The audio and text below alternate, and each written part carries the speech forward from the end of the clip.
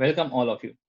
My name is Sonal Thingne and I'm a postdoctoral researcher at UC Berkeley and a research affiliate at MIT. Today I am going to talk about a life cycle assessment of biomass torrefaction in inert and partially oxidative conditions. By biomass, I mean lignocellulosic biomass, particularly the residual biomass from forests and agricultural farms. The case study biomass here is rice husk, and the final product is torrefied rice husk pellet for energy application, as shown in the figure on the right. Let me quickly brief you about the fundamentals of torrefaction first. It is also called as mild pyrolysis. It is a thermal or thermochemical process that takes place in limited oxygen or no oxygen conditions in the temperature range of 200 to 300 at lower heating rates, and residence times typically less than 60 minutes. As shown in the figure, lignocellulosic components of biomass have different rates of decomposition in this temperature regime. Hemicellulose is the one which undergoes extensive decomposition, followed by some lignin and cellulose. Kinetic models often predict the overall biomass decomposition rates as the superposition of the decomposition of individual components of biomass.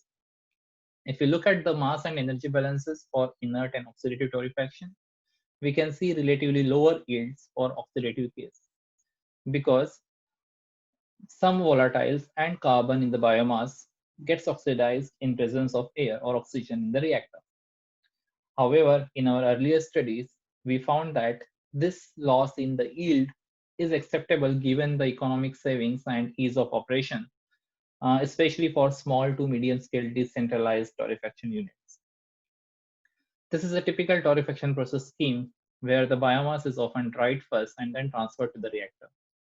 At higher temperatures, energy of torr gas may be enough to supply heat for the reactor, as well as dryer depending on the moisture content of feed. But if it's not enough, then external fuel may be required to be supplied in combustion chamber. In case of air, since portion of the volatiles or torr gas is oxidized within the reactor, the torr gas leaving the reactor is very lean. It can still be used for providing heat for drying. But if the biomass is already dry, then there will be a challenge to find application for this heat of torr gas. In case there is no application and there is a requirement of just flaring of the torr gas, then oxidative torrefaction will surely have lower emissions and lower heat losses compared to the inert torrefaction. Because in inert case, this torr gas is also won't be used, and heating value for torr gas in inert case is higher. Now that there are several sources of biomass, for present study, we selected rice husk. The main reason being the consistent availability of the feedstock at rice mills, which operate mostly on the annual basis. Also, rice husk is the most abundant crop grown globally. And in several parts of the world, as shown in this figure, after the harvest, paddy residue is often burned. A rice straw, in fact, can be a good feedstock for torrefaction, but it involves some additional collection and pre-processing cost. As shown in the figure, like rice grain is consisted of hull, bran, white rice, and germ, where rice husk constitutes to like 20 to 30% of the milled rice. Before moving to LCA, let me describe the reactor setup that we use for oxidative torrefaction of rice husk to obtain various parameters.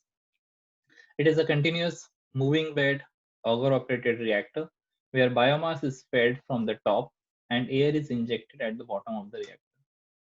Hot gases released from oxidation of volatiles or some biomass move upward, transferring the heat to the incoming biomass.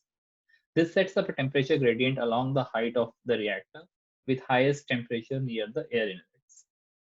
Torrefaction takes place actually in lower 10 to 15% of the reactor, and rest of the reactor acts as a feed hopper or maybe a dryer. Residence time is controlled by the motor driving augers, and the product char comes out from this horizontal section which we call as char cooling segment, which is not insulated. And the char comes out at temperatures of 50 to 60 degrees Celsius. So since we had 4 cases to compare, Like 2 of the cases were for inert torrefaction and 2 of the cases were for oxidative torrefaction. Data for inert cases is taken from literature, and for oxidative cases was taken from our previous study, and some additional experiments were carried out to measure the heating value of tar gas. As you can see, with the increase in temperature or with the increase in oxygen percentage, the solid yield goes on decreasing, whereas the liquid and gas yields go on increasing. And if you look at the tar gas heating value, it's much lower in case of oxidative cases, which confirms that some of it is consumed within the reactor to provide heat for the reaction. One thing to note here is like these studies, like in inert cases, were isothermal, where heating was provided externally, and oxidative cases, air was injected into the reactor, hence there was in situ oxidation, generating a thermal gradient along the height of the reactor, and we approximately averaged out the temperature of torrefaction zone to these equivalent values for easy comparison.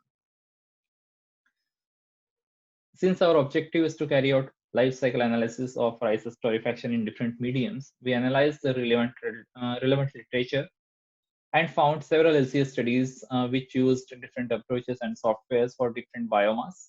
A few of them also used rices, but most of these studies were using inert torrefaction or inert pyrolysis. But the major parameters of interest were the use of tar gas energy and the drying energy requirement. So, giving brief introduction about LCA, it's known as a widely efficient tool for assessing environmental impacts of a system, especially in the energy sector. It has 4 main stages, right from definition of scope and goal, and inventory analysis, which involves the collection of data from different sources or experiments for the system considered in the boundary of calculations. Impact assessment, where we analyze the environmental impacts of different stages in the process within the system boundary, and the interpretation of results. We used OpenLCA software for calculations and TRACI 2.1 impact category method, as it complied with US EPA regulations. As mentioned earlier, we covered 4 different cases to accommodate wide ranges of torrefaction into different mediums. The system boundary starts from rice harvesting stage, followed by drying, milling, torrefaction, grinding, and densification, finally giving a torrefied rice pellet as a desired product. There is a combustion unit which uses tar gas from the reactor and externally added natural gas for supplying heat to dryer or a reactor, depending on whether it's inert or oxidative torrefaction case. Dryer is assumed to reduce moisture from like say 25% in the raw feedstock to 10%, because that's the normal practice at the mills, which accept rice grains at around 10% moisture. Appropriate heat losses are also assumed for the reactor and combustor. This is a sample flow diagram for or the system boundary for case 4, where the values in blue color show mass, the red ones show energy, and the green ones are for the higher heating values of solid. Since air is used in this case, and that too for severe torrefaction case, the reactor operates in autothermal mode, and all the heat from combustion block is used for drying. For all the cases, like all 4 cases, the output was fixed as 1 ton of pellet, and the results were back calculated based on the torrefaction conditions to have a consistent basis. However, for LCA, the functional unit was 1 megajoule of pellet, because changing torrefaction conditions changed the calorific value of the outcoming fuel. Hence, energy unit was the good basis for functional unit. As noticed, some of the blocks in the process system have multiple products. Hence, there is a need of allocating importance to each of these products based on the objective of the study. This allocation can be done on different bases like mass, economic, energy. And for example, like harvesting block, it gives 40% importance to rice straw on mass basis, but gives only 5% importance on economic basis. So it depends on the price of straw and other product. So we considered three scenarios like mass allocation, economic allocation, and mixed allocation. Mixed allocation means it's a combination of mass or economic allocations where like some of the blocks are given mass allocations and some of the blocks are given economic allocations depending on the objective of the study. And hence mixed allocation is the most relevant and appropriate one for further analysis. Now that all the data is collected and the allocations are done, next step was to run open LCA simulations and generate results. Though there were so many impact categories, I will present the results of main impact category, that is global warming potential.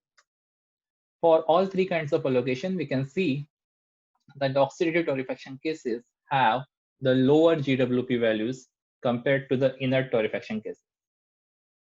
This is because of the lower amount of like torr gas produced in the reactor, and that too being used within the reactor, which avoids the emissions equivalent to the energy that could have been supplied by a fossil fuel. So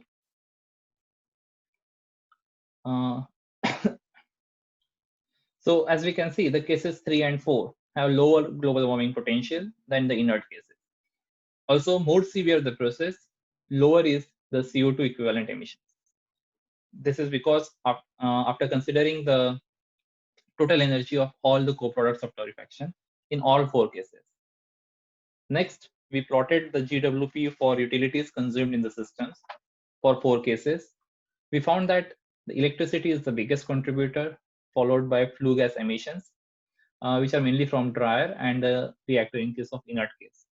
Since transport is not included, the impact due to the diesel is quite low.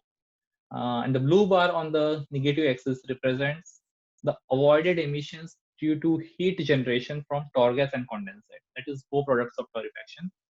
And these are highest in case 4. Hence, the value for this bar is highest in case 4. Finally, we compared the GWP for the torrefaction unit itself and found that oxidative cases showed relatively like negative values per unit megajoule of product, mainly because of the total energy of water is being utilized. But the quantitative difference is relatively low for torrefaction unit. Hence, it's not a really significant difference when we consider it only for the unit. But if you look at the overall system as shown in the earlier figure, it does make a big difference because the energy of that torr gas is used for other units like drying. So this is for the effect of torr gas use on torrefaction unit global warming potential. If the energy of torr gas is not at all utilized and everything is like vented out as, or flared, then in fact case 4 becomes the worst performing case. For a torrefaction unit, at around 95%, like as the use of torr gas goes on increasing, the GWP for the unit goes on decreasing. And at around 95%, almost all the four cases have similar global warming potential for the torrefaction unit. But as pointed out earlier, this factor will have a significant effect on emissions potential of overall system because we consider other units also in that. However, like based on all the findings till now, case 4 appeared to be the best one, and we thought of doing further analysis for this particular case in practical scenario. At present, we are working on analyzing the techno-economic potential of different possible scenarios with respect to the rice mills in California, particularly for oxidative torrefaction. So at present, several mills supply rice husk in raw form to bioenergy power plants. Hence, there are different possibilities. Like either we can have a torrefaction facility at the power plant or at the rice mill. And also depending on the capacity of the mill, mill owners can either have their own torrefaction facility or rent a one, especially for capacities smaller than 2 tons per hour. And when we did some preliminary calculations for Techno-economics, it appeared that the localized torrefaction facility at rice mill is most attractive in terms of Techno-economic and emission analysis for California. So we are still working on it and expect to finish the study soon. To summarize, From the results of cases 3 and 4, it was clear that the environmental impacts in oxidative torrefaction conditions and at higher temperatures are lower, provided the co-products are appropriately used.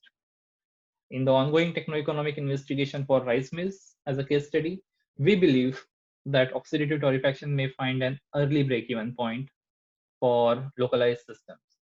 However, several other factors such as operating conditions, mill capacity, demand for pellets, and transportation will also have to be taken into account as they will collectively determine the overall performance of the process. With this, I thank you all for listening, and I would also like to thank the sponsors for supporting this work. Thank you.